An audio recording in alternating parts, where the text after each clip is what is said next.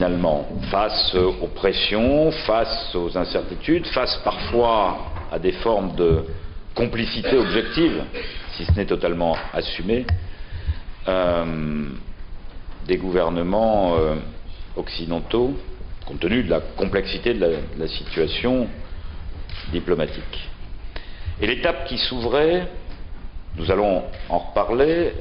Je veux redire ici que le comité parlementaire, qui rassemble des élus de toute sensibilité politique, fait et fera en sorte que cette reconnaissance en France puisse intervenir de la part de notre gouvernement le plus rapidement possible. Il faudra probablement franchir des étapes, multiplier des contacts.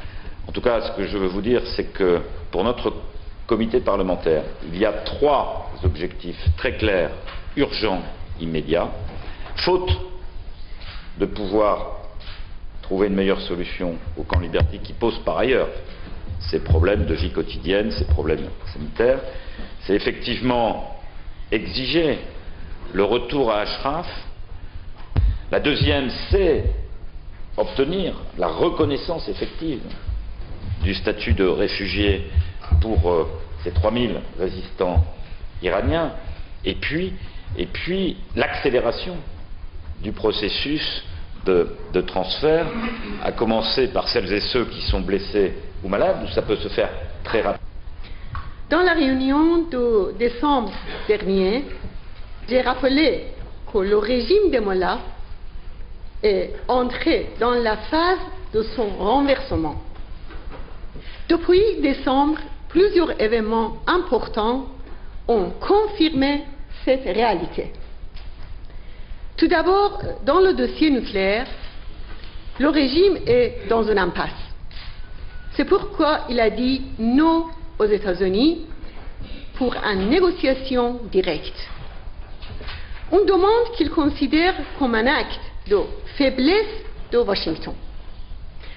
Le deuxième événement important, c'est l'ingérence et la participation massive des pastoraux dans les massacres en Syrie pour sauver Bachar al-Assad, mais c'est aussi les manifestations massives en Irak contre la dictature installée par les Mollahs. Le troisième événement, ce sont les conflits au sommet de pouvoir qui arrivent à un point de non-retour avec une confrontation ouverte entre les chefs de législatif et de judiciaire.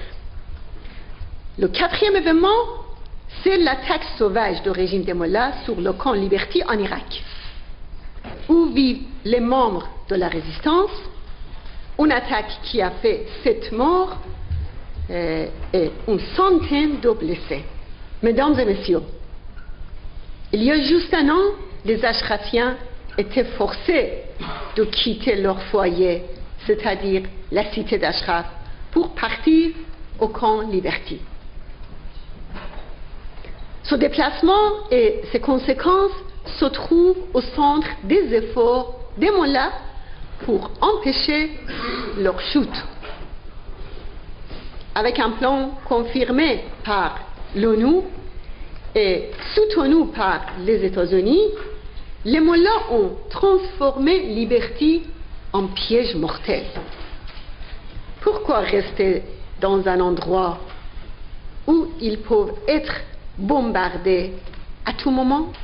C'est pourquoi le peuple iranien et sa résistance appellent à la fermeté face à la répression et au terrorisme de ce régime. Nous demandons aux gouvernements occidentaux de couper leurs relations avec le régime iranien. Nous demandons aux États-Unis, à l'Union européenne et à l'ONU de préparer les conditions pour un retour des membres de la résistance à Assad. Nous demandons au HCR de confirmer leur statut de réfugiés, parce que le HCR est responsable des protections et de sécurité les résidents au Liberty, et on ne peut pas accepter inaction du HCR.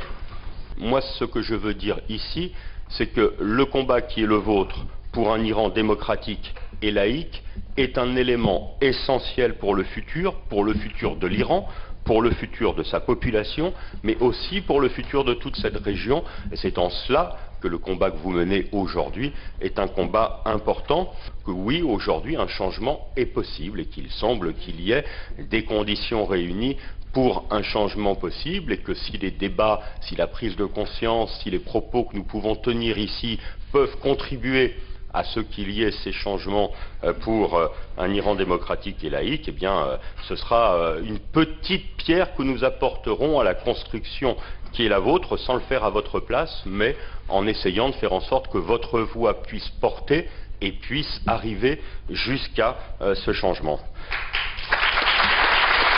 Appuyons au niveau du comité parlementaire pour un Iran démocratique très fortement dans cette volonté de retourner de Liberty à Ashraf.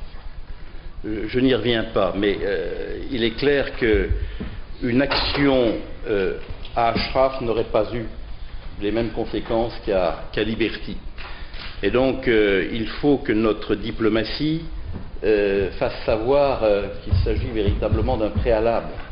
C'est nécessaire, c'est indispensable. Le deuxième point, il a aussi été évoqué, c'est le fait que le HCR et les instances de l'ONU doivent accorder ce statut de réfugié, qui ne fait pas tout. Aider d'abord en disant, ça a été dit par ceux qui sont intervenus avant moi, en disant à quel point les atteintes contre les droits de l'homme sont dures, sont sans concession, sont avec des résultats terribles. Et que ces atteintes contre les droits de l'homme, en particulier avec ce qui s'est passé le 9 février contre le camp Liberty, c'est non seulement avoir la volonté de porter un coup à votre résistance, mais c'est aussi la démonstration que l'heure peut-être, sans doute j'espère, l'heure du changement arrive.